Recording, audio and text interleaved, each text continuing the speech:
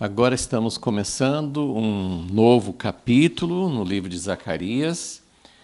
Já estivemos por bastante tempo examinando as 8 visões e todos os primeiros 6 capítulos de Zacarias, que tem uma palavra antes da primeira visão e tem uma palavra depois da última visão, né? Tem uma coisa no início do capítulo 1 de Zacarias e tem as últimas 2 aulas foram sobre a palavra que foi dada a Zacarias depois das 8 visões. Mas mesmo com essas palavras no início e no fim, todos os primeiros capítulos de Zacarias formam um conjunto. Parece que foram dados tudo junto, ou pelo menos assim formam uma coisa assim bem ligada, e tem uma data que foi dada no primeiro capítulo de Zacarias, que é o 8º mês do 2º ano. Então, já tinha recomeçado, né? Já tinha começado a reconstrução depois da interrupção. Então, Ageu começou um pouco antes de Zacarias. O livro de Ageu começa até antes de reiniciarem a reconstrução. E Zacarias começa já alguns meses depois de iniciada a reconstrução. Mas era bem no comecinho, bem no começo do reinício da reconstrução, né? Eles pararam por 16 anos, interromperam por um período relativamente longo, né? 16 anos, e depois recomeçaram por causa das profecias de Ageu e Zacarias. Então, todas essa parte que estudamos até agora em Zacarias faz parte desse início e do que Deus queria mostrar para eles, para encorajá-los a seguir adiante, não desanimar, não parar, mas também para mostrar, como nós vimos, Deus mostrou muita coisa além da época deles. Então, é bem interessante como Deus usou esse tempo e usou os profetas para encorajar, para exortar. Ageu foi até assim, muito forte para dizer por que vocês não estão trabalhando na casa de Deus. Essa é a prioridade, devia ser antes de todas as outras coisas. Vocês estão indo mal porque vocês não estão se dedicando a isso. Então foi algo que Deus deu para aquela época e era uma palavra específica, mas Deus mostrou muita coisa que nem aconteceu ainda 2.500 anos depois. Agora nós terminamos esse bloco, né, essa parte do livro de Zacarias, e agora estamos no capítulo 7. O capítulo 7 acontece 2 anos depois dos primeiros 6 capítulos, ou seja, toda essa primeira parte foram palavras dadas no 2º ano do rei Dario, e agora estamos no 4º ano do rei Dario, quase exatamente 2 anos depois, porque foi no 8º mês do 2º ano, agora é no 9º mês do 4º ano. Então, 2 anos e 1 mês depois. Então, nós temos essa palavra, não é uma visão, é uma palavra que Deus deu, e é uma palavra que Deus deu em resposta a uma pergunta que foi feita. E os 2 capítulos, 7 e 8, têm assim partes, né? Deus mandava uma palavra, depois fala assim de novo, a palavra de Deus veio 4 vezes. 2 vezes no capítulo 7 e 2 vezes no capítulo 8. Fala assim, veio a palavra de Deus a Zacarias. Mas tudo era sobre o mesmo assunto, a impressão é que era tudo assim na mesma ocasião, praticamente no mesmo momento. Se tinha algum intervalo entre cada vez que falava veio a palavra de Deus a Zacarias, a gente não sabe. Mas então houve uma pergunta, Deus respondeu. Deus responde muitas vezes de uma forma bem diferente do que eles imaginavam, eu penso.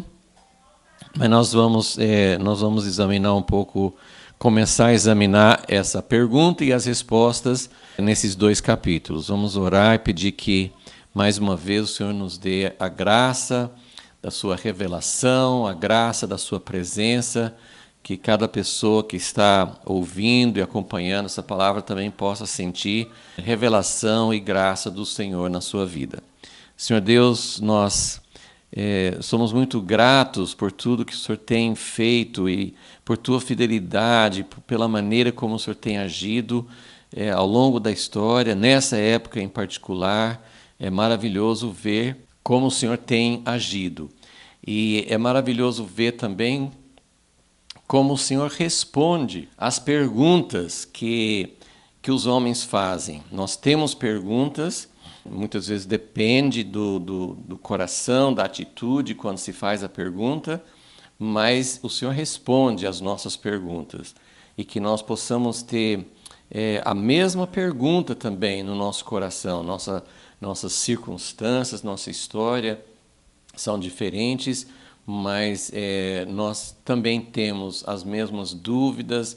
Às vezes queremos saber, devemos continuar fazendo uma coisa que estamos fazendo há muito tempo, uma tradição, um hábito, uma coisa que começou com uma ótima intenção, mas será que devemos continuar? Então, que possamos ver como o Senhor respondeu e ver o que é realmente importante para o Senhor. Pedimos a Tua graça, a Tua revelação, em nome de Jesus. Amém. Então vamos começar olhando os primeiros versículos do capítulo 7.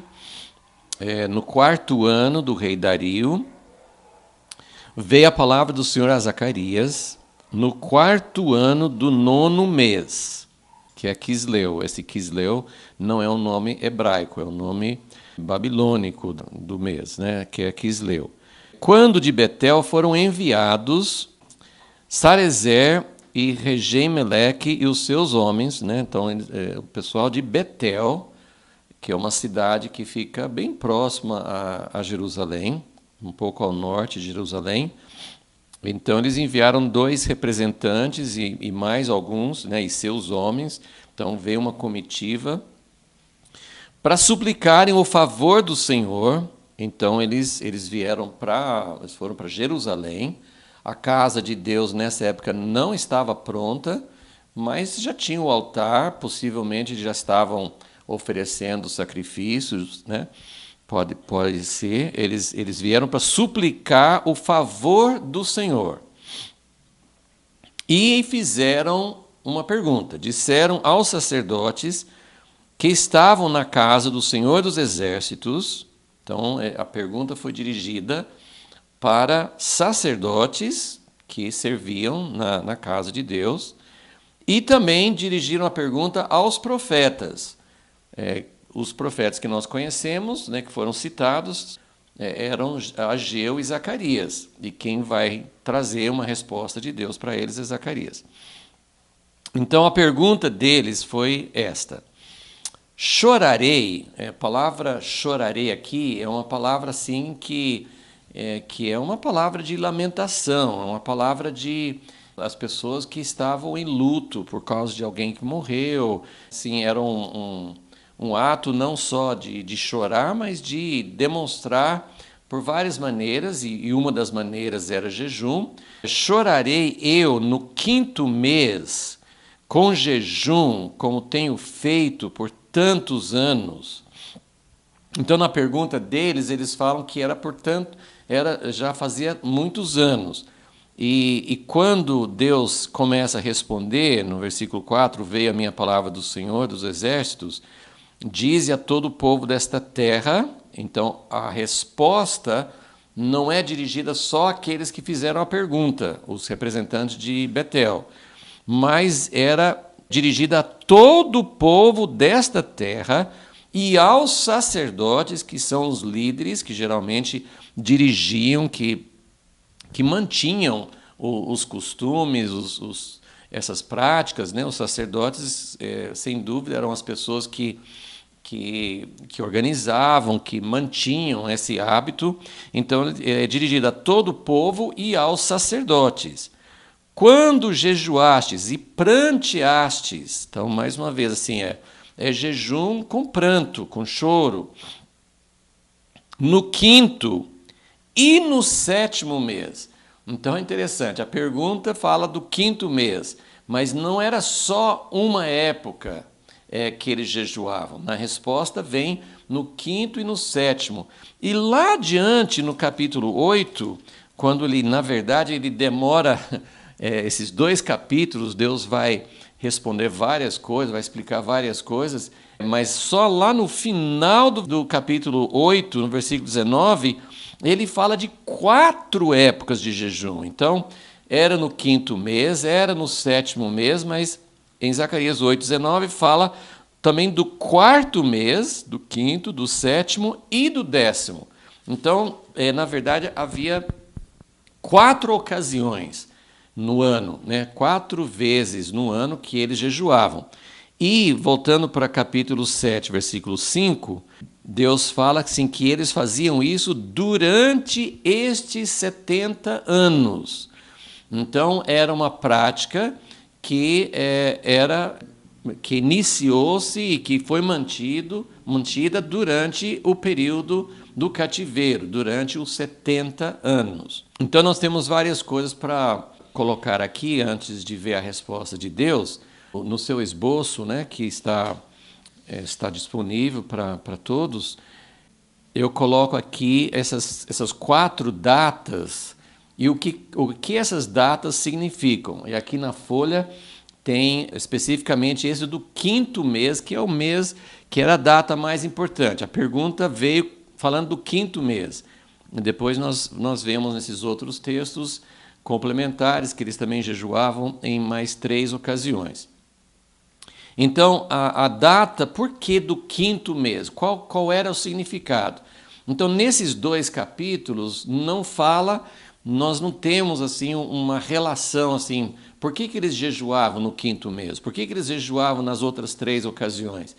Mas os estudos mostram, e realmente faz muito sentido, que as 4 datas todas as 4 eram relacionadas à destruição que levou ao cativeiro, a tudo que aconteceu exatamente naquele final do reino dividido, naquele final da época que eles estavam na terra, quando o rei da Babilônia invadiu e destruiu a cidade, o templo. Então vamos lá só para a gente notar essas coisas, porque o mais importante aqui é a resposta de Deus e o que Deus acha disso, mas vamos entender o motivo, vamos entender esses jejuns, essa prática de jejum era ligada a quê? Por que eles fizeram durante 70 anos e por que eles estavam perguntando agora, que faziam uns 20 anos mais ou menos que eles tinham voltado da Babilônia, então 20 anos aproximadamente depois do fim do cativeiro, eles vieram perguntar: poxa, já faz 20 anos que acabou o cativeiro, estamos de volta na terra, estamos reconstruindo a casa de Deus, devemos continuar jejuando? Por que a pergunta? Porque o 5º mês, que vamos dizer assim que era a data principal, o 5º mês era exatamente o mês em que o templo foi destruído. E isso está lá em 2 Reis 25, também está no livro de Jeremias, capítulo 52. Esses textos estão anotados no esboço. Esses textos mostram que realmente foi no 5º mês, nessa época, que houve a destruição, que é a lamentação, que é a tristeza dos judeus. E como nós sabemos agora que o 2º templo também foi destruído, ao longo da diáspora dos últimos 2000 anos, os judeus sempre lamentavam o fato do exílio, o fato de Jerusalém estar nas mãos dos inimigos, daqueles que não criam no Deus de Israel. Eles sempre falavam, todo ano eles falavam, a gente se lembra dessa frase que é visto nos filmes e nos livros, O ano que vem em Jerusalém. Sempre era a esperança deles que Deus fosse reverter essa destruição, esse período de tragédia, de ter tudo que era sagrado, eles estarem fora da terra, a cidade de Jerusalém ou destruída ou nas mãos de inimigos, e a casa de Deus também destruída. E nós podemos dizer hoje Hoje, né, depois de, né, no século XX, toda a restauração que já houve, os judeus voltando para sua terra, Estado de Israel, a própria cidade de Jerusalém, em 1967, que voltou às mãos dos judeus. Então nós temos todo esse período esse período de restauração, mas até hoje o templo continua, né, o local do templo tem construções de muçulmanos, né? Tem o domo do templo, o domo do monte, uma outra mesquita no templo, no monte lá naquela região. Então, até hoje, os judeus, não são todos, né, que esperam, que anseiam por isso, mas existem aqueles, né, especialmente aqueles que ficam no Muro das Lamentações, eles ficam orando e pedindo que Deus faça uma restauração.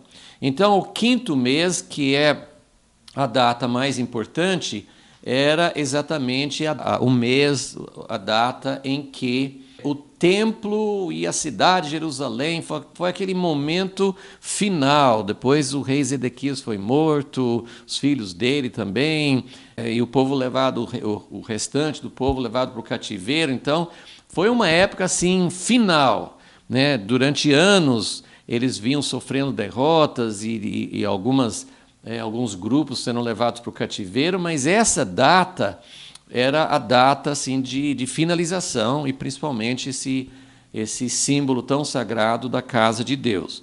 Agora, as outras 3 datas, só para a gente entender a relação, no 4º mês, eles faziam jejum no 4º mês também. O que aconteceu no 4º mês, uns 2 ou 3 anos antes da destruição do templo? Foi quando, não, acho que no mesmo ano, foi quando os muros de Jerusalém foram arrombados, eles conseguiram fazer uma brecha nos muros e invadir Jerusalém. Então foi um mês antes, né? Eles conseguiram entrar na cidade de Jerusalém depois de um longo sítio.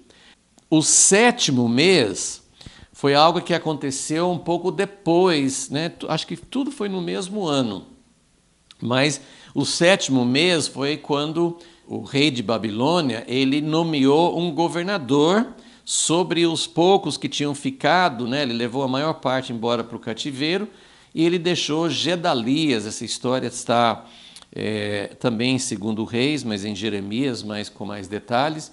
Ele foi assassinado por algumas pessoas que eram contra ele e para fugir da ira de Nabucodonosor, como assim eles mataram a pessoa que eu coloquei como governador, eles fugiram para o Egito.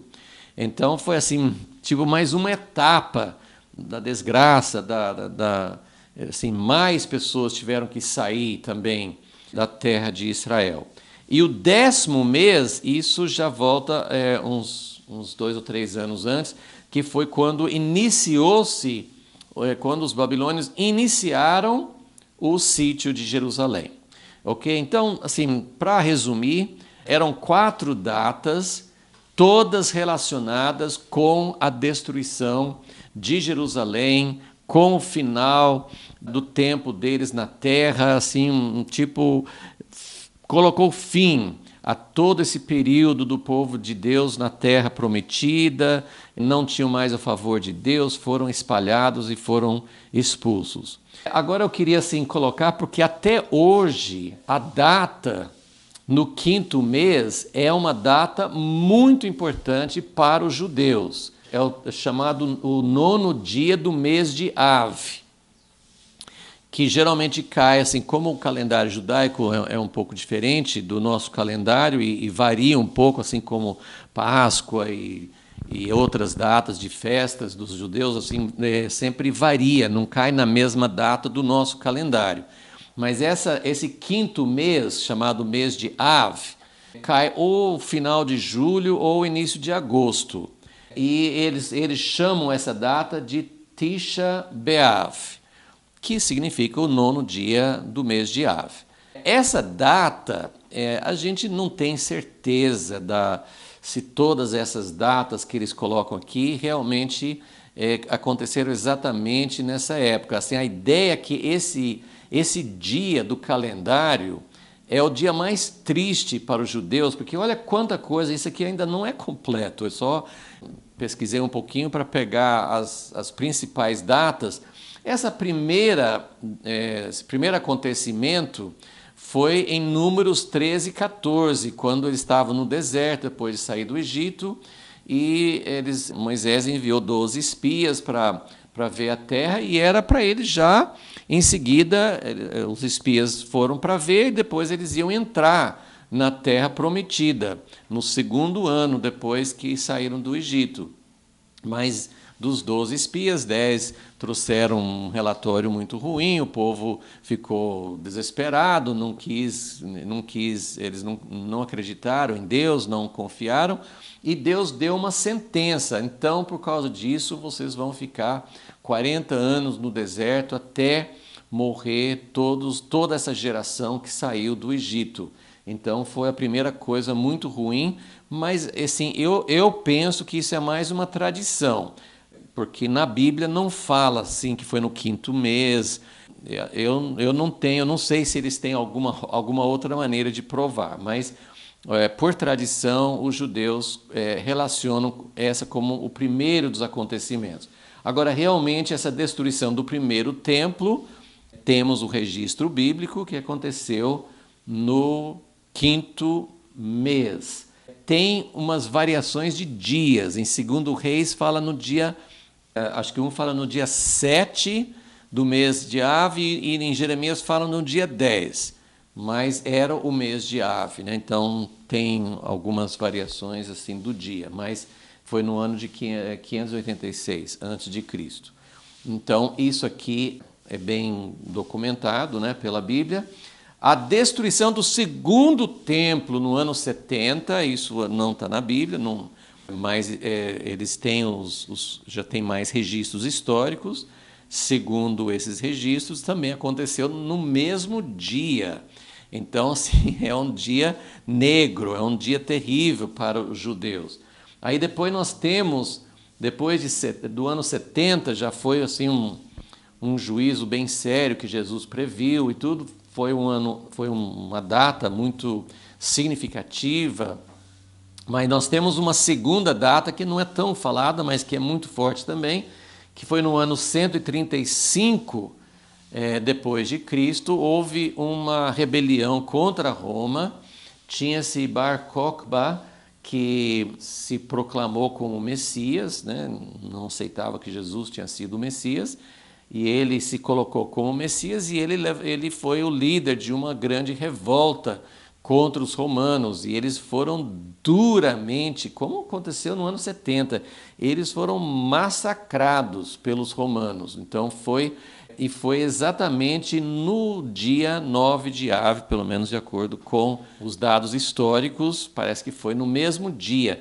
Inclusive, essas datas também, assim, às vezes alguns falam 133, teve uma cidade, milhares de judeus foram mortos, e um ano depois, os romanos ainda araram o monte do templo, parece que no mesmo dia. Então eles foram derrotados, talvez um pouco antes de 135, num lugar fala que é 133, outro lugar fala 135, parece que tem alguma dúvida sobre o ano exato, mas aconteceu uma coisa num ano, a derrota, e no outro ano, na mesma data, houve, e isso tem até uma profecia, não me lembro onde, mas tem uma profecia falando que no juízo de Deus, Deus ia permitir que a cidade de Jerusalém fosse arado, como se fosse uma terra deserta. Então, essa época é muito significativa também porque os judeus foram definitivamente expulsos, né? Já tinha começado no ano 70, mas 135 foi um ano que houve uma coisa mais final ainda, expulsando os judeus.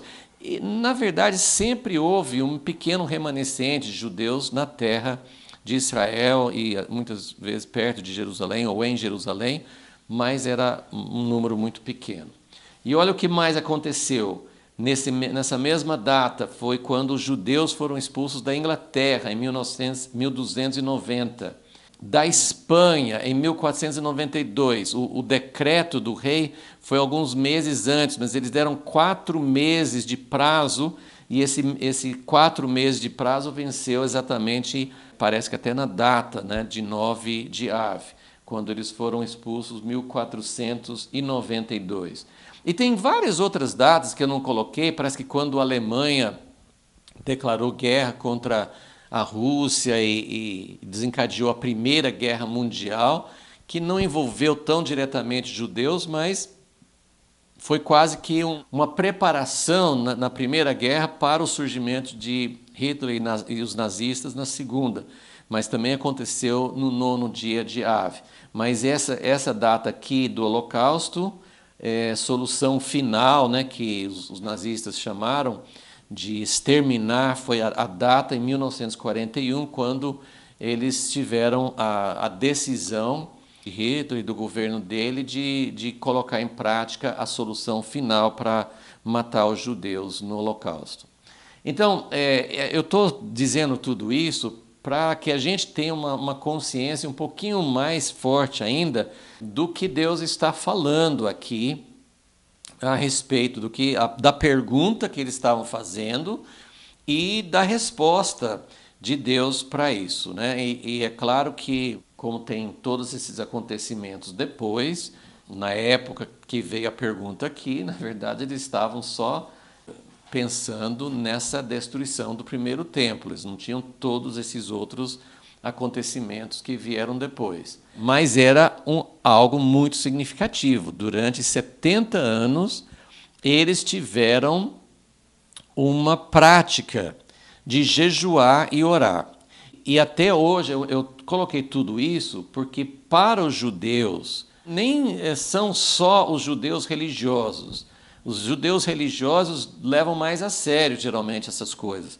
Mas essa data, ela pesa até mais, porque os judeus, olha, os judeus têm as 7 festas, e um dos dias das 7 festas, que é o dia da expiação, Yom Kippur, é um dia de jejum, é o dia considerado o dia mais sagrado para os judeus. Eles jejuam e é algo que é bíblico, porque Deus mandou afligir as almas no dia da expiação, faz parte das ordens de Deus, de jejuar nesse dia. Mas os judeus hoje, eles têm outras 2 datas que são mais nesse mesmo espírito que nós estamos vendo aqui, que são datas que eles costumam jejuar. Não é uma data tão religiosa. Yom Kippur faz parte da Torá, faz parte da ordem de Deus para o povo de Israel. Então, é uma data muito sagrada, é considerada a data mais sagrada, né, assim, mais ainda do que a Páscoa. Assim, é uma data muito sagrada por causa do jejum e da necessidade de buscar o perdão. Agora, tem outras 2 datas que são significativas para os judeus hoje. Uma é essa data aqui, o 9º dia do mês Av, é o 5º mês do ano, como eu falei, cai entre final de julho e início de agosto. Por causa de todas essas coisas, é uma data que eles também jejuam, eles têm vários procedimentos, né, várias coisas que eles guardam nesse dia, por causa de lembrar de tantas coisas que aconteceram, tantas tragédias, tantas tristezas que aconteceram durante a história, a destruição dos 2 templos e todos esses outros fatos históricos que aconteceram nessa data. Então, é uma data que eles guardam com jejum. E tem uma outra data também que eles guardam, que é especificamente do Holocausto. É a data do memorial do Holocausto, que cai no 1º mês do calendário deles, que geralmente em abril. E tem uma outra data que a Inglaterra tem, que é uma data internacional. Tem 2 datas para o Holocausto, mas para os judeus é um pouco depois da Páscoa. Enfim, então é também uma data que eles lembram muito e que eu estive em Jerusalém uma vez, quando caiu essa data, realmente eles param tudo durante 5 minutos. Eles param nas ruas, todos os carros param, tem sirenes, e eles fazem um memorial, uma lembrança do Holocausto, ok?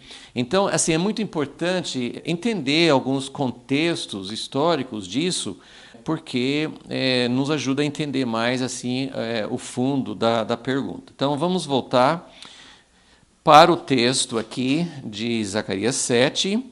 Não sei se isso tem grande significado, mas vamos lembrar que a cidade de Betel, que foi a cidade que enviou representantes para levar essa pergunta, a cidade de Betel, que tem várias memórias, várias coisas históricas, né? Começou com Jacó, sonhando ali com a escada de Deus, mas Betel, durante o tempo do reino dividido, era uma das 2 cidades onde Jeroboão, o famoso Jeroboão, que colocou um culto paralelo, um culto falsificado, um culto diferente para o pessoal não ir para Jerusalém, ele colocou um bezerro de ouro em 2 cidades, e uma das 2 era justamente a cidade de Betel. Então, aqui é lógico que nós não temos nenhuma menção do povo querer voltar àquela prática terrível que foi realmente uma maldição sobre as 10 tribos de Israel, mas é dessa cidade que eles foram enviados para fazer a pergunta. Mas o motivo, então, da pergunta é a seguinte: nessa época que nós estamos falando, nessa época que eles estavam vivendo, tinha acontecido essa tragédia, 70, agora nessa época 90 anos antes, não, na verdade era mais ou menos 70 anos antes, porque os 70 anos do cativeiro é contado começa antes da destruição do templo. Mas essa prática, Deus fala assim, durante esses 70 anos. Então, era uma prática por causa da destruição de Jerusalém. Agora, eles estão de volta em Jerusalém e nas cidades ao redor, e eles estão no processo. Nessa época que a pergunta foi feita, a reconstrução da casa de Deus devia estar bem adiantada, porque já tinham se passado mais de 2 anos depois do recomeço. Então, a pergunta deles é, se nós estamos reconstruindo, eles não falam isso aqui, mas nas entrelinhas fica, estamos de volta, estamos reconstruindo Jerusalém, estamos morando aqui na nossa terra, estamos reconstruindo a casa de Deus. A gente deve continuar o jejum ou nós podemos agora celebrar o fato de estarmos reconstruindo a casa de Deus? Não tem mais motivo para fazer esse jejum. Esse é o contexto, essa é a razão da pergunta. E agora vamos começar a ver como Deus respondeu. Voltando ao versículo 4, a palavra do Senhor veio para Zacarias e ele mandou dizer a todo o povo desta terra e aos sacerdotes. Então, vamos ver o que Deus fala sobre essa pergunta e o que ele pensa. E, na verdade, assim, nós vamos ter que esperar até o final do capítulo 8 para Deus realmente dar uma resposta. E mesmo assim, não é uma resposta tão direta. Deus vai construir algo muito mais amplo, porque Deus, como sempre, ele quer chegar à raiz, ele quer chegar ao âmago da questão. Ele não quer simplesmente uma resposta superficial. Ele não está interessado tanto numa prática exterior, ele está interessado assim na raiz, na causa, e o que realmente está por trás do jejum, e o que está por trás de parar de jejuar. Ele quer aprofundar mais, né, a questão. Então ele faz a pergunta no versículo 5. Deus faz uma pergunta: quando jejuastes e pranteastes no 5º e no 7º mês, durante esses 70 anos, jejuastes de fato para mim? Olha que pergunta. Vocês estão querendo parar de jejuar, mas eu quero saber que quando vocês estavam jejuando, se era um jejum verdadeiro. Porque se era um jejum verdadeiro, então talvez nós possamos conversar se é hora de parar. Mas eu quero saber se vocês quando estavam jejuando, se era um jejum para mim. Olha que pergunta, e como é que nós vamos responder essa pergunta? Como é que eles podiam responder essa pergunta? Porque eu expliquei todo esse contexto para a gente entender que era um jejum por causa da tragédia. Era um jejum, era uma lamentação, como quando você lamenta e faz luto por uma pessoa que faleceu, um parente, uma pessoa querida, um amigo, uma pessoa que faleceu, você lamenta, você chora, você faz realmente um luto por causa disso. Então, até hoje, como eu expliquei, assim, por causa do Holocausto, é muito importante lembrar, é muito importante observar essas datas e na verdade, né, os judeus, quando eles se lembram do Holocausto, eles falam assim, nunca mais, para que isso nunca mais aconteça. Infelizmente, assim, a gente tem discordância, divergências sobre a interpretação de algumas profecias, mas nos parece, sim, parece pelas Escrituras, inclusive no livro de Zacarias, que vai ter mais vai ter mais uma vez que o povo judeu, talvez a igreja também na mesma época, mas que vai ter mais uma época de muita morte, de muita tragédia. Então, essa palavra assim, nunca mais, nós gostaríamos, mas isso é uma coisa humana. Nós gostaríamos de dizer, e é válido você pensar, vamos ensinar as pessoas, vamos ensinar a nova geração, vamos lembrar dos fatos históricos. Existem países, existem movimentos que querem negar, que querem dizer o Holocausto não aconteceu, isso foi uma mentira. Então, é muito importante lembrar, até porque nós estamos vendo o ressurgimento de muitas atitudes semelhantes à época do nazismo e do Holocausto. E não é só contra o povo judeu, né? Tem tentativas de extermínio, tem ódio, tem racismo, tem tantas coisas que são manifestações do mesmo espírito, mas existe algo, inclusive a gente percebe que existe algo satânico. Satanás sabe da importância dos judeus de Israel no plano de Deus e ele quer fazer tudo para destruir. Então existe um alvo mais específico contra os judeus, ainda mais do que outros tipos de racismo e preconceito.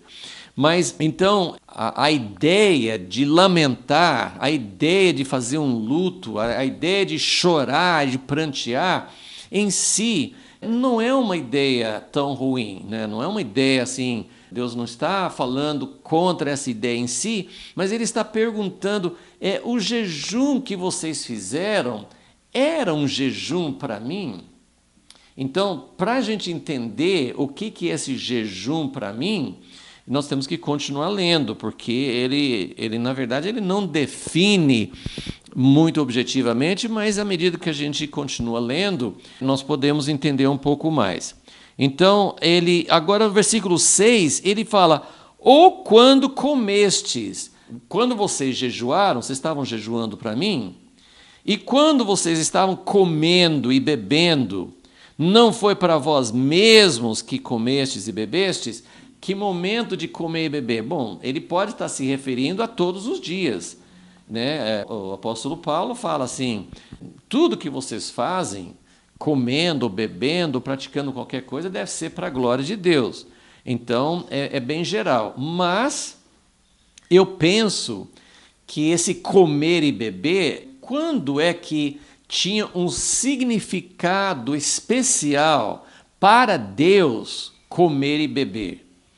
Nós temos que comer e beber todos os dias para sobreviver, mas quando é que tinha um ritual, quando que tinha uma celebração santa, uma convocação? Porque no dia da expiação era uma convocação para jejuar mesmo, para afligir a alma.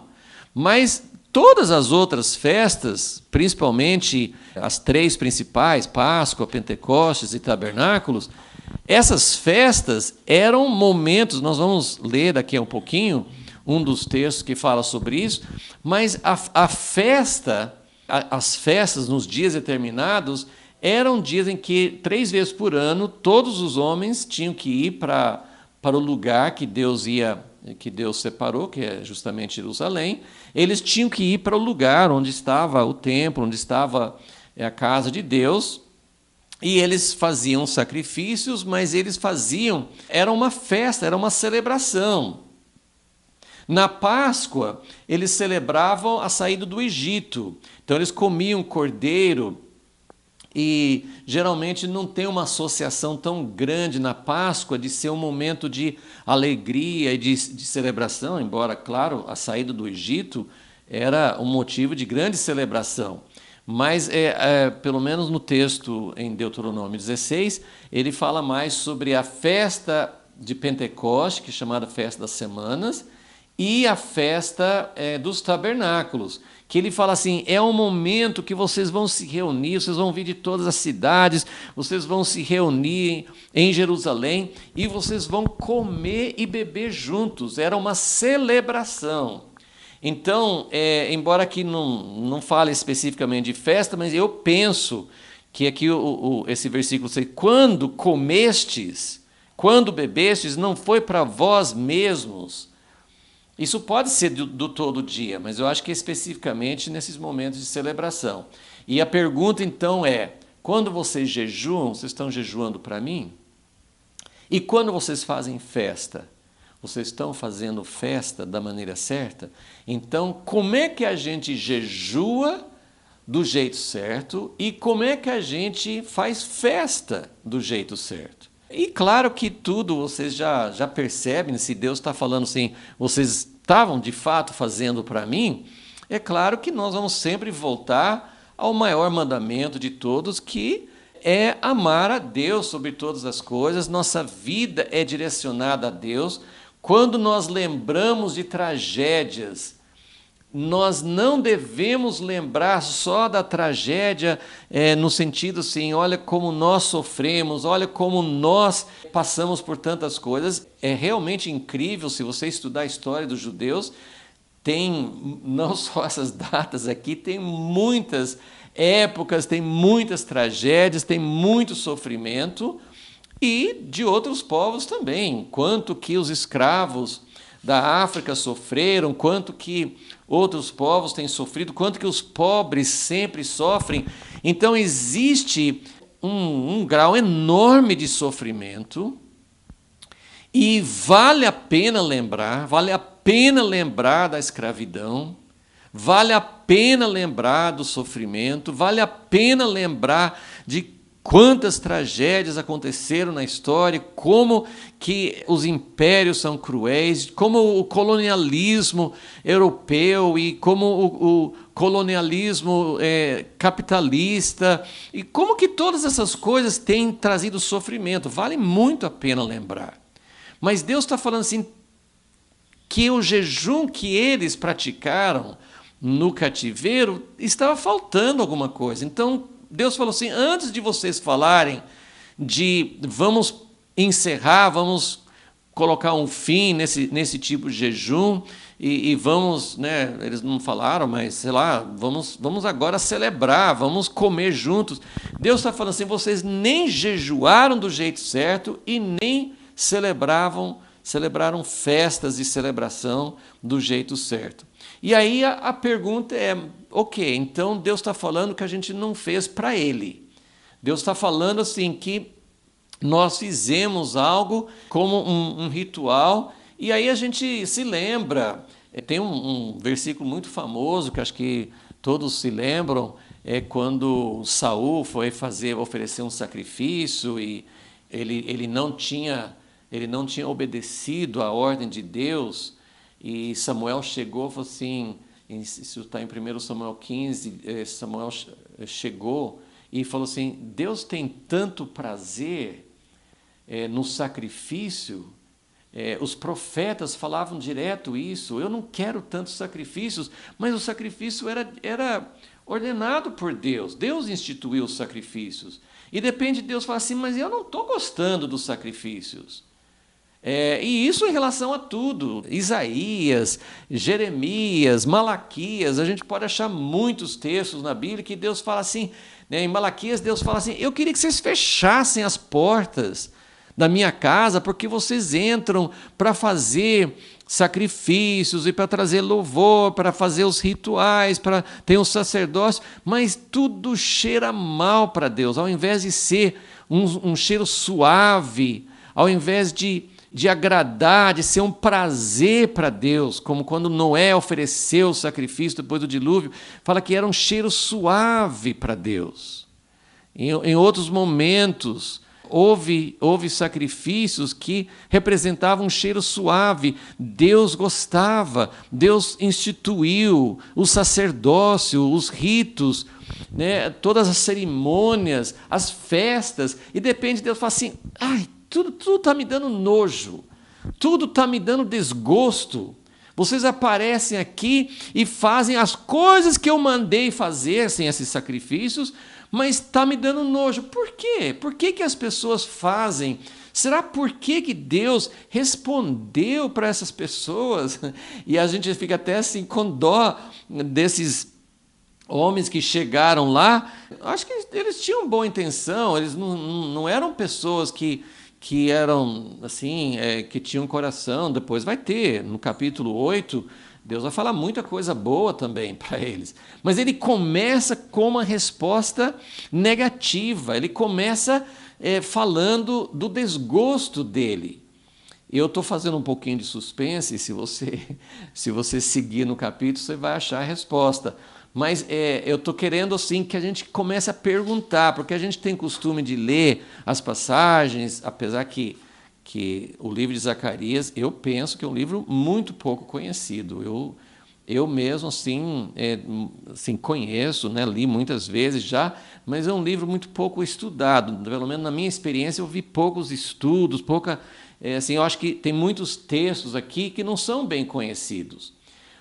Então, talvez você não saiba o que está no capítulo 7 de Zacarias. Ele vai falar qual que é o problema dele. Mas eu estou fazendo um pouco de suspense, eu queria que você pensasse. Por que Deus não gostou dos jejuns? E por que Deus não gostou das celebrações? E por que Deus não gostava das pessoas que chegavam na casa dele fazendo tudo que Deus tinha mandado? E isso nos leva a refletir sobre nossos cultos hoje. O que nós fazemos para cultuar a Deus? Não estou falando só sobre o culto, a reunião, a missa, o culto em si, mas eu estou dizendo assim, por que Deus pode sentir nojo, como ele falou com os profetas, né? Então, o versículo 7, vamos só dar a sequência aqui, e vamos ver que Deus vai falar o que está perturbando, qual que é o problema de Deus, o que está causando esse desgosto no coração de Deus. No versículo 7 ele fala assim, não ouvistes vós as palavras que o Senhor pregou por intermédio dos profetas que nos precederam? Então, a primeira coisa que Deus fala aqui é que ele falou assim, olha, o que eu vou falar com vocês não é novidade. Eu vou falar uma coisa que os outros profetas já se cansavam de falar antigamente. Vocês não ouviram as palavras que o Senhor pregou por intermédio dos profetas que nos precederam quando Jerusalém estava habitada em paz, com suas cidades ao redor, Neguebe, a Campina eram habitados? Então ele está até dizendo assim, vocês deviam saber o que é que me faz mal, vocês deviam saber por que eu não estava gostando, porque o jejum que vocês faziam não era o jejum que eu queria. Então, aí vem, versículo 8, veio de novo a palavra do Senhor. Não sei se Deus deixou o povo, esses homens lá, esperando um pouquinho, para causar suspense também, porque ele tem essa primeira parte, que termina no versículo 7, mas aí veio de novo a palavra do Senhor a Zacarias. Então, ele faz a pergunta e deixa mais ou menos no ar, mas depois veio segunda vez a palavra do Senhor a Zacarias. E o que Deus fala? Assim diz o Senhor dos Exércitos, executai justiça verdadeira, mostrai bondade hesed e misericórdia, cada um a seu irmão. Não oprimais a viúva, nem o órfão, nem o estrangeiro, nem o pobre, nem intente o mal cada um contra seu irmão no coração. Nós vamos continuar explorando um pouco mais essa palavra, depois nós vamos entrar no capítulo 8, em outras aulas, mas ele fala assim, versículo 11, ele está falando sobre o que Deus falava antes do cativeiro. E ele está dizendo assim, eu sempre falei isso. Eu quero justiça verdadeira, eu quero bondade, misericórdia, eu não quero opressão, as pessoas mais vulneráveis, eu não quero vocês maquinando coisas contra seu próximo. Mas eles, versículo 11, eles não quiseram atender, me deram um ombro rebelde, taparam os ouvidos. Isso significa assim, e como a gente percebe isso hoje, que isso acontece com todos nós. Tem coisas que a gente não quer ouvir. Se a gente acha que tem pessoas, seja canais de notícias, seja representantes de uma outra religião, ou seja qualquer tipo de teoria que a gente, ou ideia, filosofia que a gente não acredita, a gente não quer ouvir. Se a gente acha que alguém está falando mentira, a gente não quer ouvir. Por que eu vou ficar ouvindo? Só que as pessoas, nós, fazemos isso com Deus. Ele falou assim, eles não quiseram atender, me deram o ombro rebelde, taparam os ouvidos para que não ouvissem. Gente, como a gente consegue não ouvir uma coisa que a gente não quer ouvir? Se é mentira, se é uma coisa que vem do inimigo, a gente fala assim, não, eu não quero ouvir. Mas como isso pode nos enganar? Como é fácil a gente achar que nós estamos fechando os ouvidos para uma fonte, para um lado, para uma filosofia, para uma ideia, e pode ser que nós estejamos nos fechando para Deus. Porque Deus, ele falou assim, eu falava sobre isso, mas eles não quiseram ouvir. Ele está falando sobre gerações passadas. Sim, versículo 12, fizeram seus corações duros como diamante, para que não ouvissem a lei. Então, olha, a dureza fecha para as Escrituras. Você pode ler a Bíblia com filtro, e você só consegue entender da Bíblia aquilo que você já pensa. Aquilo que reforça, aquela ideia das redes sociais, dos algoritmos, você só acaba ouvindo nas redes sociais aquilo que você quer ouvir. Então, eles não ouvem a lei, está escrito, a lei escrita, nem as palavras que o Senhor dos Exércitos enviara pelo seu Espírito mediante os profetas. Então, Deus fala sempre de duas maneiras. Ele fala pelas Escrituras, pela Bíblia, e ele fala por meio de profetas.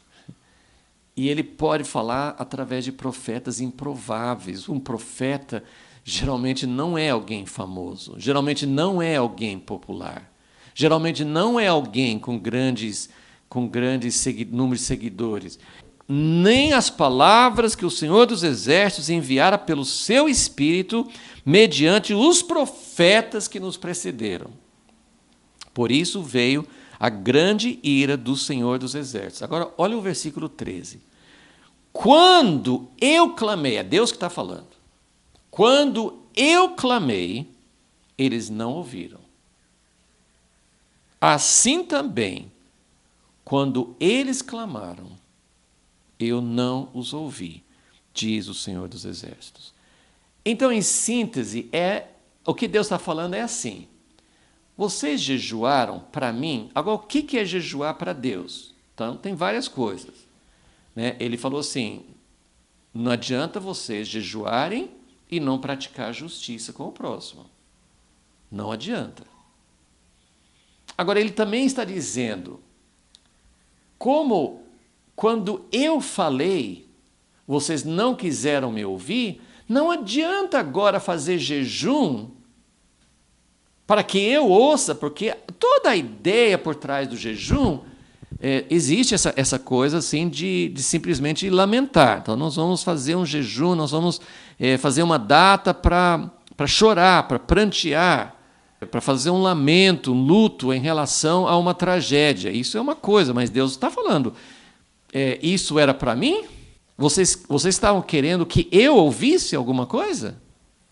Porque geralmente a ideia do jejum, agora vamos pensar em Joel capítulo 2, quando Deus manda fazer um jejum, não numa data específica, o profeta Joel fala assim, eu quero que vocês proclamem um jejum para todo mundo, para líderes, para crianças, para mães que estão aumentando, para noivos que estão para casar, eu quero que vocês proclamem um jejum. E ele fala assim, se vocês fizerem isso de todo o coração, se voltarem para mim de todo o coração, eu vou ouvir. Então, Deus não está falando assim, vocês fizeram muita coisa que me desagradou e agora eu não vou ouvir vocês mais de jeito nenhum. Não, Deus vai ouvir, Deus promete ouvir, se nós nos voltarmos para Deus, como fala em Joel 2, que ele fala que é para rasgar não as vestes, mas o coração, que é para ter verdadeiro arrependimento, para ter algo autêntico, algo que realmente possa mostrar para Deus, não só que a gente lamenta. E essa é a questão. Pense agora assim, vamos pensar nessas datas judaicas, mas isso eu quero, lógico, trazer isso para nós. Mas essas datas judaicas, tanto esse 9 de Av, esse Tisha B'Av, que lembra muitas tragédias na história, ou o dia do Holocausto, que é uma coisa muito mais recente e que é uma das grandes tragédias da história. Mas o que nós vamos lamentar, o que nós vamos jejuar, o que nós vamos fazer para que esse jejum seja aceito por Deus? O que Deus está falando não é só para dizer, coitadinho de nós, do nosso povo foi tão maltratado, isso é verdade. Isso realmente aconteceu. Mas o que Deus está procurando ele está descrevendo aqui por que chegou nesse ponto. Vocês vão lamentar a destruição de Jerusalém? Jerusalém foi destruída porque eu avisei muitas vezes antes, se vocês não mudarem, se o coração de vocês não se voltar para mim, para as pessoas necessitadas e para fazer justiça, então Deus avisou, vai acontecer. Então, a ideia não é lamentar o que aconteceu. Isso faz parte, eu não acho que isso é inválido. Mas o que Deus está dizendo é, vocês não podem achar que eu vou receber um jejum quando vocês não se voltam de verdade para mim. E o que é se voltar para Deus, né? Então, não adianta clamar, não adianta fazer jejum se nós não nos voltarmos de verdade para Deus. Eu não estou falando sobre uma atitude de julgar, e eu vou ler um outro texto que é bem conhecido, em Isaías 58, que é o grande texto, basicamente fala as mesmas coisas aqui, mas com mais detalhes, o que Deus pensa do jejum. Mas antes de ler Isaías 58, eu quero deixar muito claro algo que a gente precisa entender. Nesse capítulo de Zacarias e em Isaías 58, Deus não está falando que ele não aceita jejum. Então, vamos deixar isso bem claro. Deus não está falando que ele aborrece, que ele não quer jejum. E até um pouco cômodo, às vezes, a gente pensar, Deus não quer jejum, ele quer justiça, então eu não preciso jejuar. O que Deus está falando não adianta fazer o jejum sem estar com o coração certo. É isso que Deus está falando, porque senão ficaria em contradição, porque em Joel 2, Deus manda fazer jejum. Deus fala assim, proclame um jejum, e eu quero todo mundo jejuando, para que eu possa voltar com compaixão para o meu povo e visitar o povo. Deus quer que a gente se volte para Ele. Mas o que ele está dizendo é que não adianta lamentar as tragédias da história se a gente não entender por que as tragédias aconteceram. Agora, essa época era muito claro isso. Eu não posso dizer, não tenho nenhuma palavra de Deus dizendo que o Holocausto aconteceu porque Deus estava bravo com os judeus. Nessa época, Deus estava, nessa época de Zacarias, na época da destruição do primeiro templo e na destruição do segundo templo também, porque Jesus falou: se vocês não se arrependerem, se vocês não reconhecerem o dia da sua visitação, a cidade e o templo vão ser destruídos outra vez.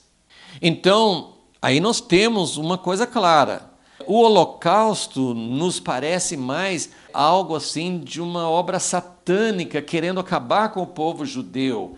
É claro que todas as tragédias, como as duas torres no dia 11 de setembro, que por sinal é hoje, né, 11 de setembro, as duas torres que caíram, que houve morte de 3.000 pessoas, 3.000 e tantas pessoas, é como Jesus falou, as pessoas que morreram lá não eram mais pecadoras do que outras.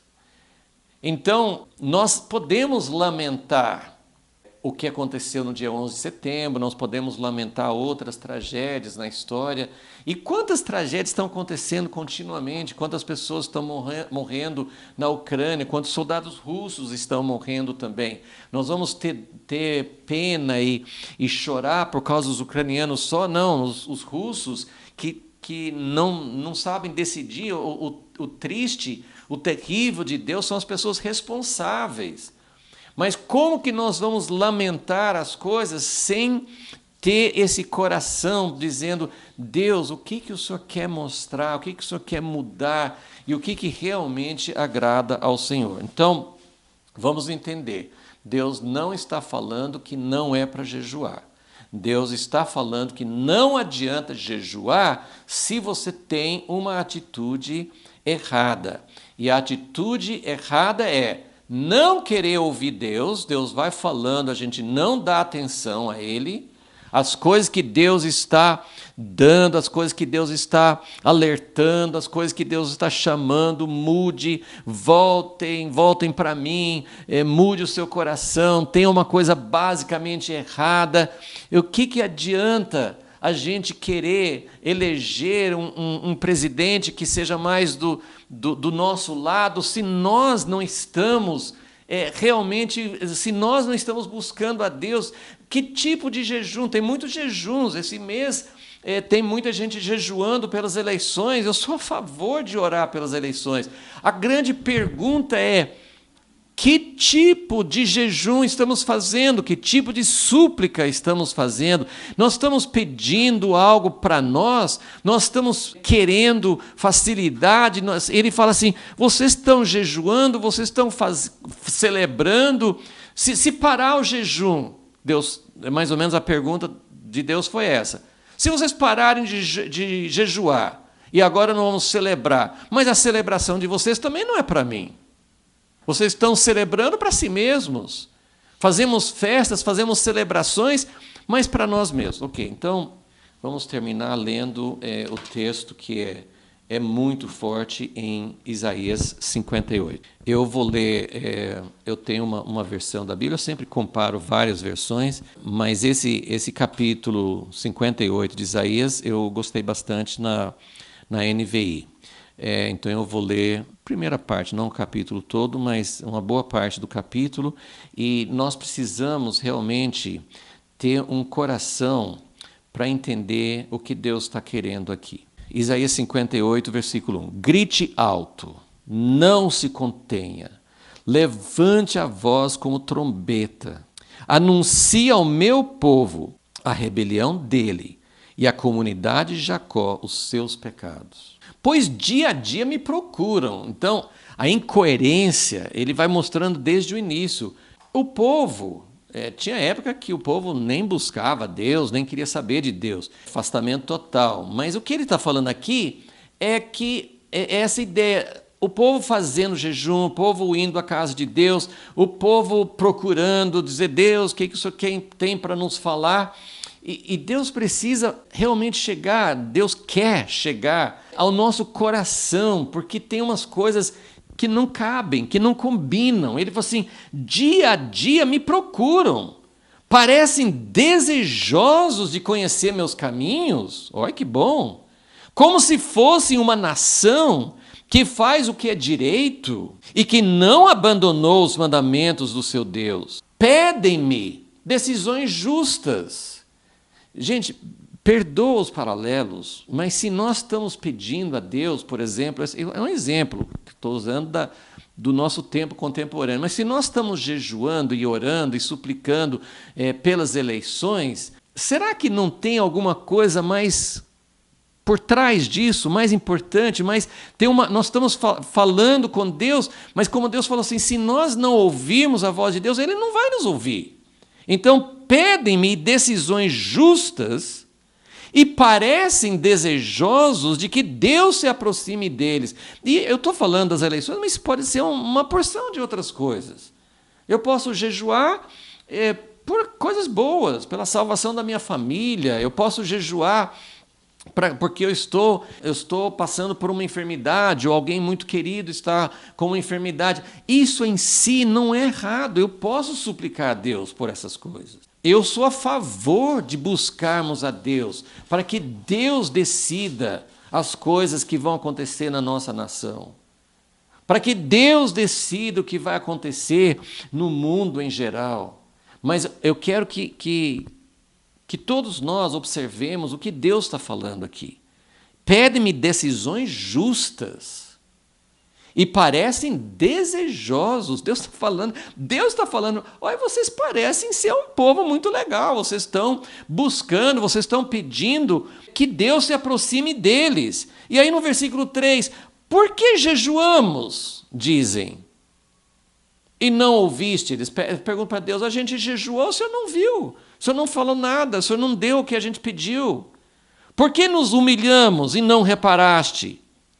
Agora Deus começa a falar, contudo, no dia do seu jejum, vocês fazem o que é do agrado de vocês. Tem umas traduções diferentes, mas eu acho que essa aqui é correta, porque ele está dizendo, vocês fazem o seu próprio prazer. Vocês não estão dizendo, Deus, nós estamos jejuando porque nós não sabemos o que fazer. Vários jejuns na Bíblia, quando o povo de Israel não sabia, estava sendo derrotado pelos inimigos, eles faziam jejuns para dizer, Deus, nós não sabemos o que fazer. Eles não jejuavam para forçar a mão de Deus.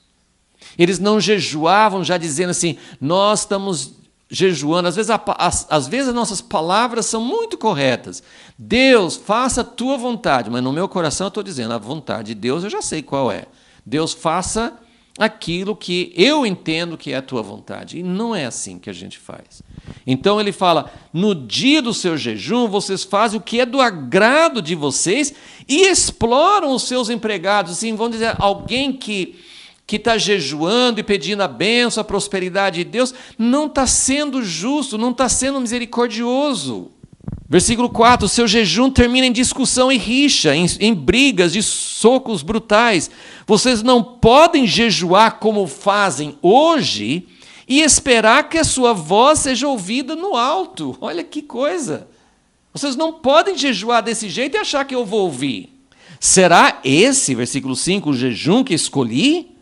Que apenas um dia o homem se humilhe, incline a cabeça como junco, se deite como sobre pano de saco e cinzas. É isso que vocês chamam jejum? Um dia aceitável ao Senhor? Versículo 6. O jejum que desejo não é este? Soltar as correntes da injustiça, desatar as cordas do jugo, pôr em liberdade os oprimidos e romper todo o jugo. Agora, preste atenção. Porque, mais uma vez, Deus não está falando não jejue. Ele está dizendo, esse jejum que vocês fazem, com esse tipo de coração, não é o jejum que eu quero. Agora, vamos pensar, ele falou assim, este é o jejum que eu quero. Então, o jejum que a gente faz, geralmente é ficar sem se alimentar. Então, você deixa de fazer algo que não só é agradável, mas que é necessário, né, para a nossa vida, né, para a nossa sobrevivência. Mas o jejum é você deixar algo que é agradável. Tem pessoas que usam até um jejum assim, não vou comer chocolate, ou sei lá, assim, alguma outra coisa, eu não vou ler o livro que eu gosto, ou eu não vou passear, eu não vou... assim, o próprio Daniel, ele fez um jejum prolongado, assim, que parece que não era com abstinência total de alimentos, mas ele não comia coisas agradáveis, enfim. Pode ter vários jejuns, mas o que Deus está falando, assim, que tal um jejum em que você deixa, não só temporariamente por um dia, em que você deixa de buscar o seu enriquecimento, o seu crescimento, o seu prazer, o seu egoísmo? Que tal um jejum em que você abre mão não de comida, mas de algo que você usa para seu próprio prazer e distribuir e compartilhar com outros? Ele está dizendo isso, tem um jejum que é diferente. Não é, versículo 7, não é partilhar sua comida com o faminto, abrigar o pobre desamparado, vestir o nu que você encontrou e não recusar ajuda ao próximo? Aí sim a sua luz irromperá como a alvorada, prontamente surgirá a sua cura, a sua retidão irá adiante de você, a glória do Senhor estará na sua retaguarda. Aí sim você clamará ao Senhor e Ele responderá. Você gritará por socorro e Ele dirá: aqui estou. Então, nessa hora, Deus responde. Se você eliminar do seu meio o jugo opressor, o dedo acusador, a falsidade do falar, se com renúncia própria, ao invés de renunciar à comida, renunciar do seu lucro. Renunciar, isso aqui não é uma esmola, não é uma coisa assim que não faz falta. Ele está dizendo, se você, com renúncia própria, você beneficiar os famintos e satisfizer o anseio dos aflitos, então a sua luz despontará nas trevas e a sua noite será como o meio-dia. Vamos voltar para Zacarias 7. Eu quero olhar de novo nos versículos de Zacarias 7, 9 e 10, quando ele falou assim, o que eu quero? Tem vários textos na Bíblia que Deus fala assim, o que Deus quer de nós? Claro que tudo vem de um amor por Ele. Em Deuteronômio fala sobre isso. Deuteronômio 10. O que Deus quer de você? Que você ame o Senhor, que você o sirva. E esse amor a Deus, ele se manifesta em amor ao próximo.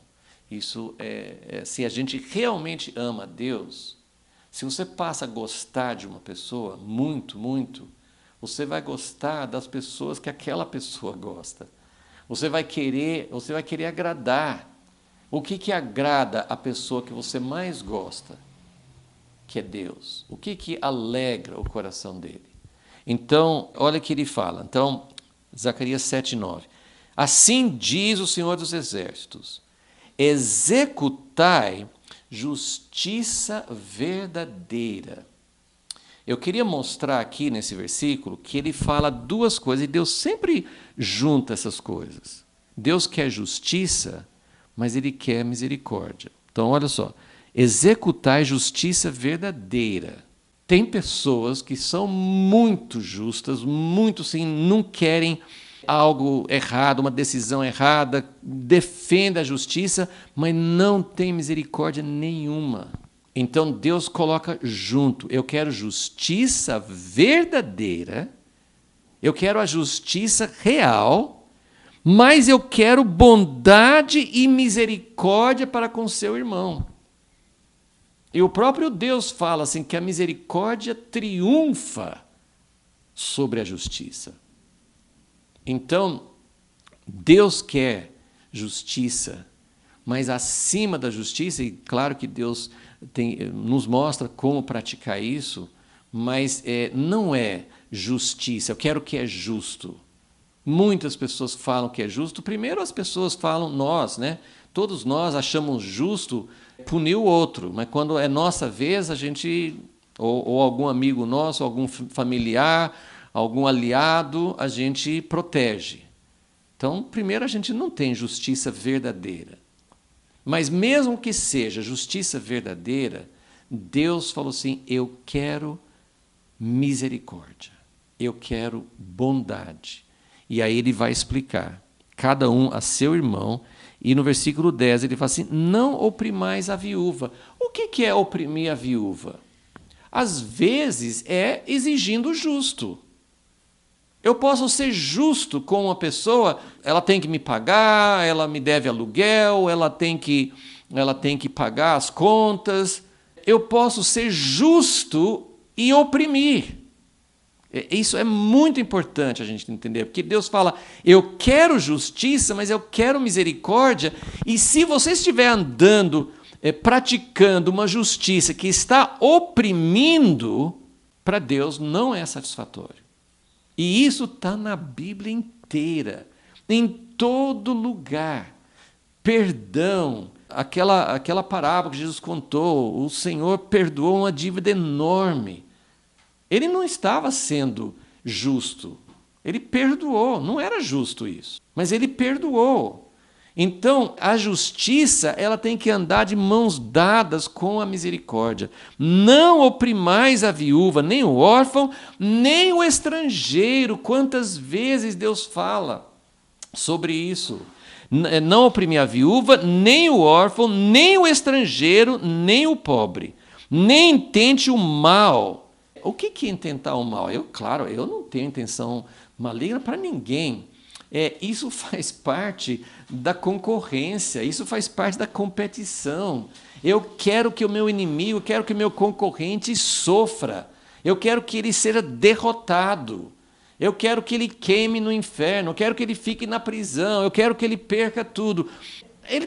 É isso. O que a gente está intentando o mal, cada um contra o seu irmão no seu coração. Vamos lembrar disso. Eu vou terminar então, eu falei que era aqui, mas eu quero mais um texto só para a gente lembrar que Deus falou, para responder essa pergunta, Deus falou assim, vocês quando jejuavam, estavam jejuando para mim?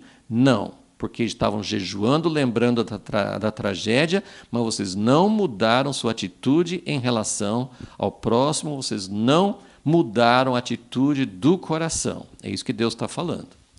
E aí ele falou assim, mas e quando vocês celebram festas? Então vamos ver como é que é para celebrar festa. Porque se é hora de acabar com o jejum, porque agora nós estamos de volta na terra, agora não precisa mais de jejum. Então ele falou assim, se vocês forem celebrar festa, será que vocês vão celebrar a festa para mim? Ou vocês vão celebrar a festa para si mesmo? Então vamos ver rapidinho Deuteronômio 16, do versículo 9 em diante. Aqui fala das 3 festas principais, coloca o foco nessa celebração na segunda e terceira festa. Então, Deuteronômio 16, 9. Contarás 7 semanas. Versículo 10. Celebrarás, então, a festa das semanas, que era a festa de Pentecoste, ao Senhor seu Deus, com ofertas voluntárias da tua mão, que darás segundo as bênçãos que o Senhor teu Deus te tiver concedido. Então, o que é para fazer na festa? Primeiro é gratidão. Eu vou trazer algo que Deus me deu e eu quero dar uma oferta para Deus. Eu quero demonstrar a minha gratidão por tudo que Deus fez. Agora, como que Deus vai comer? O que você vai dar? Sua oferta de gratidão para Deus, o que vai ser? Versículo 11. Alegrar-te-ás perante o Senhor teu Deus, tu, teu filho, tua filha, teu servo, tua serva, não só a família, os servos, os escravos, o levita que está na tua cidade, que eles não tinham propriedades, né? Eles não tinham possessões, eles serviam a Deus, o estrangeiro, o órfão, a viúva que estão no teu meio, no lugar que o Senhor teu Deus escolher para ali fazer habitar seu nome. Lembra-te de que fosse escravo no Egito. Então é para a gente sempre lembrar que se você tem alguma coisa, não é por mérito seu, é bênção de Deus, é providência de Deus. E Deus quer que você ofereça a Ele com alegria para poder celebrar com os servos, os empregados, as pessoas que não têm um salário bom, com o estrangeiro. que vem, que não tem nada ainda, com os pobres, com os órfãos, com as viúvas. É assim. E a mesma coisa ele vai falar nos versículos seguintes, celebrar a festa dos tabernáculos também. Versículo 14, alegrar-te-ás na tua festa, tu, teu filho, tua filha, teu escravo, o levita, o estrangeiro, o órfão e a viúva, que habitam em tua cidade.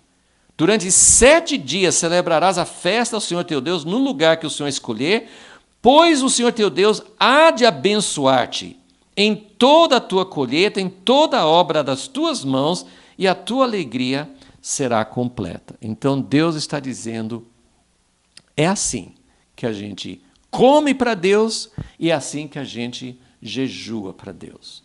Que Deus nos mostre como viver, é algo que é muito aplicável para nossos dias de hoje, e nós vamos continuar vendo que Deus que Deus explicou, que Deus quis mostrar para essas pessoas que fizeram a pergunta, porque a pergunta é válida para os dias de hoje também. Senhor, nós nos colocamos diante de Ti, Senhor, e a primeira pergunta que eu faço e que eu gostaria que cada um de nós pudesse fazer: será que nós estamos tapando os nossos ouvidos? Será que nós estamos dificultando o Senhor falar conosco? Será que quando nós procuramos buscar a Tua face para que venha, para que o Senhor nos livre, para que o Senhor traga uma justiça, para que o Senhor faça o que é certo, ou na nossa vida, na nossa família, com amigos, ou para o país todo, será que nós estamos realmente ouvindo, nos colocando diante de Ti, para que o Senhor possa falar, para que o Senhor possa mostrar o que é que realmente agrada a Ti? Porque o Senhor está dizendo que se nós não ouvirmos a Tua voz, não adianta a gente gritar e clamar e jejuar, fazer coisas mais fortes para que o Senhor faça algo em nosso favor, se nós não estamos Te ouvindo. Então, Senhor, é muito simples, mas ao mesmo tempo tão difícil para nós discernirmos às vezes se nós estamos Te ouvindo de fato, se nós estamos Te buscando, se nós estamos abertos para Ti. Pedimos, ó Deus, nesse momento que realmente é tão importante para o país, as coisas que acontecem no mundo também, os rumos das coisas, que nós pudéssemos ter a atitude certa ao jejuar, ao buscar a Ti, ao desejar a Tua intervenção, porque o Senhor promete que se nós agirmos de acordo com o Teu coração, o Senhor vai nos abençoar. Por isso nós pedimos, Senhor, muda o nosso coração, ajuda-nos a realmente entender o que o Senhor quer de nós nesses dias, nós pedimos. Em nome de Jesus. Amém.